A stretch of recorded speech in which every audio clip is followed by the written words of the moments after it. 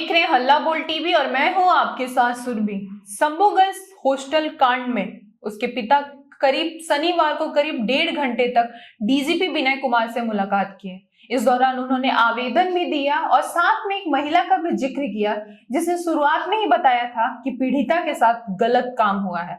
क्या पुलिस ने अभी तक उस औरत से पूछताछ की है, बातचीत की है कि जिस औरत ने पहले ही बता दिया था कि पीड़िता के साथ गलत काम हुआ था? आइए हम जानते हैं इस पूरे मामले को हल्ला बोल टीवी के संपादक दीपक शर्मा से।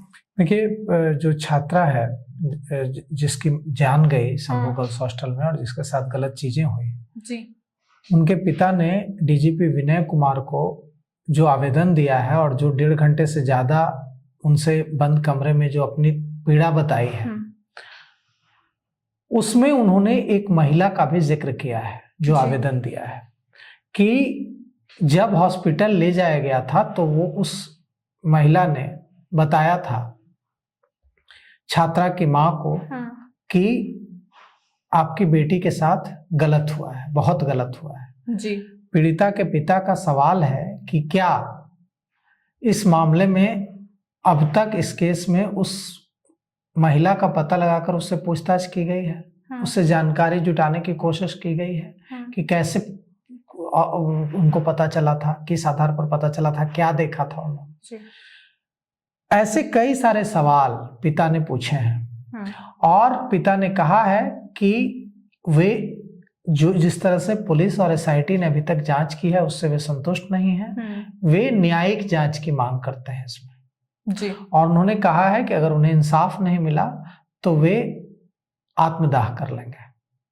अब सवाल यह उठता है कि अब तक अगर पुलिस ने, एसआईटी ने उस जिस महिला का जिक्र कर रहे हैं पिता, उससे पूछताछ नहीं की है तो ये बहुत बड़ा सवाल है जी। क्योंकि पीड़िता के पिता, छात्रा के पिता पुलिस को थोड़ा ही बताएंगे कि आप इन्वेस्टिगेशन कैसे कीजिए।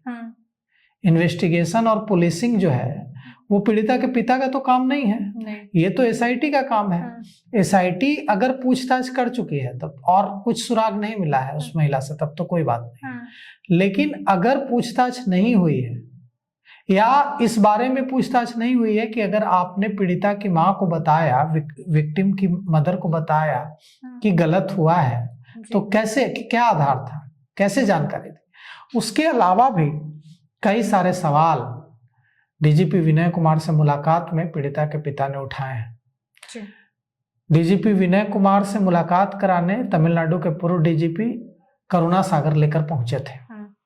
वे पहले पटेल भवन गए, पुलिस मुख्यालय, उसके बाद वहां डीजीपी साहब ने कहा डीजीपी विनय कुमार ने कि आवास पर आइए, यहीं बात करेंगे। फिर वे लोग आवास पहुंचे और वहीं उनकी मुलाकात हुई डीजीपी विनय कुमार से। इस दौरान पीड़िता के पिता थे और दूसरे परिवार के सदस्य भी थे। वहां उन्होंने कई मांगे रखी हैं। अभी देखिए, जो छात्रा के कमरे को छोड़कर बाकी जो 45 कमरे में वहां लड़कियां रहती थी उन सब की चादर, लैपटॉप, बेडशीट, किताबें और अन्य दूसरे जो सामान है वो लौटाए गए हैं। और छात्राओं ने बिल्कुल साफ कह दिया है कि अब हम यहाँ इस हॉस्टल में नहीं रहेंगे। 2 फरवरी से इंटरमीडिएट की परीक्षा है, उन्हें परीक्षा भी देनी है और उनका सामान बंद था तो वे बड़ी संख्या में पहुंची और उन्होंने विरोध प्रदर्शन भी किया था कि उन्हें उनका सामान दिया जाए। इसके बाद उन्हें उनका सामान दे दिया गया। अब डीजीपी विनय कुमार से मुलाकात की पिता ने। हम तो मांग कर रहे हैं कि न्यायिक जांच हो, सुप्रीम कोर्ट या हाई कोर्ट के वर्तमान न्यायाधीश देख रेख में। अगर न्याय नहीं मिलेगा तो हम लोग आत्मदाह करने का प्रयास करेंगे। हमें आशा है कि न्याय दिया जाए। तो क्या लग रहा है कि अभी तक जांच जो हो रही है वो सही नहीं हो रहा? जी ना, अभी तक तो सही नहीं। जब तक नहीं मिलेगा न्याय तब तक तो समझे कि जांच प्रक्रिया बाधित है और क्या करें। अभी तक जांच में आया है कि भाई उसकी पुष्टि भी हुई है कि भाई साथ गलत हुआ है। वो तो सारे लोग देख रहे हैं, सारे मीडिया कर्मी देख रहे हैं, ये सच्चाई है, सही बात। इसमें दो थानाध्यक्ष को भी सरकार ने अभी निलंबित किया है। हाँ, हमें भी सूचना प्राप्त हुई है इसे लोगों के मीडिया के माध्यम से। अब क्या- क्या चाहते हैं, कौन लोग दोषी होगा इसमें? तो दोषी तो पहले से मैं कह रहा हूँ कि हॉस्टल वाले हैं, हॉस्पिटल वाले से मिली भगत से, तो SHO थाना प्रभारी की मिली भगत से मेरी बेटी के साथ गलत के उपरांत हत्या कर दी गई। और क्या मैं कर सकता हूँ, बहुत काफी मर्माहत हूँ, क्या दुखी हूँ। क्या मांग करते हैं, क्या चाहते हैं? मांग करते हैं कि न्यायिक जांच हो, मुख्य न्यायाधीश सुप्रीम कोर्ट या हाई कोर्ट के वर्तमान न्यायाधीश की देखरेख में न्यायिक जांच हो। क्या वर्तमान जो जांच हो रहा है उससे आपको भरोसा नहीं है? अभी तक कोई भरोसा ना है, अभी तक कोई भरोसा ना है। SIT की टीम भी बार बार आ रहे थे, तो क्या लगता है? बहुत बार परेशान किए SIT की टीम, बहुत बार परेशान कर रहे हैं। हाँ, हम लोग को बार बार परेशानी कर रहे हैं। क्या करते थे उन लोग? हम ही लोग को टॉर्चर करते थे कि आप ही लोग अपराधी हैं। और यह भी मांग की कि मनीष रंजन को रिमांड पर लेकर अगर पूछताछ की जाती तो हो सकता है कि घटना का खुलासा हो जाता। पीड़िता के परिजनों का बार बार कहना है कि इस पूरी घटना के बारे में सारा कुछ मनीष चंद्रवंशी उर्फ मनीष रंजन को पता है और पुलिस रिमांड पर नहीं लेकर पूछताछ की पुलिस ने भेज दिया जेल जी। और SIT जब बनी तो SIT का जोर पटना से ज्यादा जहानाबाद पर था, पीड़िता के परिजनों से पूछताछ करने पर था। क्योंकि SIT पीड़िता के परिजनों को कटघरे में खड़ा कर रही थी, ऐसा परिजनों का आरोप है। ऐसा वो उनका कहना है कि पूछताछ से जब उनसे पूछताछ की जा रही थी तो ऐसा लग रहा था जैसे वे ही दोषी हैं, ऐसा SIT मानकर चल रही है। और उन्होंने कहा है कि SIT ने जो अब तक जांच की है उससे हम संतुष्ट नहीं हैं। पीड़िता के पिता ने और परिवार के दूसरे सदस्यों ने SIT की जांच पर सवाल खड़ा किया है। पीड़िता के पिता ने कहा है कि यदि वे SIT जांच से संतुष्ट नहीं हैं और सुप्रीम कोर्ट या हाई कोर्ट के न्यायाधीश के नेतृत्व में न्यायिक जांच की मांग करते हैं और वो यह भी उन्होंने कहा है कि यदि इंसाफ नहीं मिला तो वे आत्मदाह कर लेंगे। साथ ही साथ यह कहा है कि जिस महिला ने छात्रा को अस्पताल ले गई थी, उन्होंने बताया पीड़िता की मां को कि आपकी बेटी के साथ बहुत गलत हुआ है, इस मामले में क्यों पूछताछ नहीं हो रही है।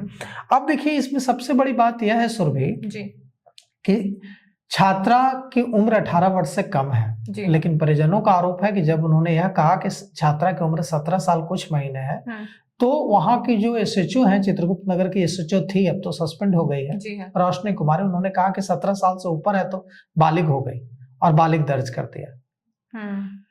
उसी समय अगर नाबालिग दर्ज किया जाता तो पॉक्सो एक्ट लगता जी। लेकिन बाद में जब SIT बनी और पुलिस को पीड़िता के पिता ने तमाम जो कागजात दिए, जिसमें आधार कार्ड, मैट्रिक का सर्टिफिकेट वगैरह, जिसमें उसकी उम्र 18 से कम है, इसके बाद प्रमाण पत्र सौंपे हैं, तो अब प्रमाण पत्रों को आधार मानते हुए पुलिस ने छात्रा को नाबालिग माना है जी। और अब कोर्ट में आवेदन दायर करेगी पुलिस और अब यह पॉक्सो की विशेष अदालत में यह केस ट्रांसफर होगा। तो शुरू में ही हो सकता था ये जी हाँ। तो लापरवाही तो इस मामले में भी साफ दिख रही है कि एक नाबालिग छात्रा को बालिग बनाकर केस दर्ज किया गया, जबकि उसी समय परिजनों ने कहा था कि 17 साल कुछ महीने है, 18 साल से कम है। उनका आरोप है कि उन्होंने ऐसा कहा तो रोशनी कुमारी ने SHO ने कहा कि 17 साल से ऊपर है तो बालिग हो गई। कौन सा कानून पढ़कर ये पुलिस अधिकारी आई है जो कह रही है कि 17 से 1 महीना भी ऊपर हुई तो बालिग हो गई? ऐसा होता है क्या? 18 साल से अगर 1 महीने भी कम है तो नाबालिग है, बिल्कुल 2 महीने भी कम है तो नाबालिग है। तो कुल मिलाकर के अब देखिए इस मामले में क्या कुछ होता है, क्योंकि कल यानी 27 जनवरी को पीड़िता के परिजन, पीड़िता के पिता पटना आकर इस पूरे मामले पर प्रेस कॉन्फ्रेंस कर सकते हैं। और उन्होंने मेरी हल्ला बोल टीवी की बातचीत हुई गांव के पतियामा, जो जहानाबाद का पतियामा गांव है, वहां के लोगों से। उन लोगों ने कहा है कि वे 27 को जहानाबाद से पटना आएंगे और प्रेस कॉन्फ्रेंस करके उनकी जो पीड़ा है उसको बिहार के लोगों के सामने और बिहार की सरकार के सामने रखेंगे। छात्रा के पिता SIT टीम की जांच से बिल्कुल असंतुष्ट हैं। उस महिला का बार बार जिक्र कर रहे हैं जिसने शुरू में ही कह दिया था कि छात्रा के साथ गलत काम हुआ। क्या पुलिस ने उस छात्रा के उस जो पिता ने जिस औरत का जिक्र किया है उससे पूछताछ की है? इसको लेके आपकी क्या राय है कमेंट करके जरूर बताएं। फिलहाल इस पेशकश में इतना ही। तमाम खबरों के लिए देखते रहे हल्ला बोल टीवी। धन्यवाद।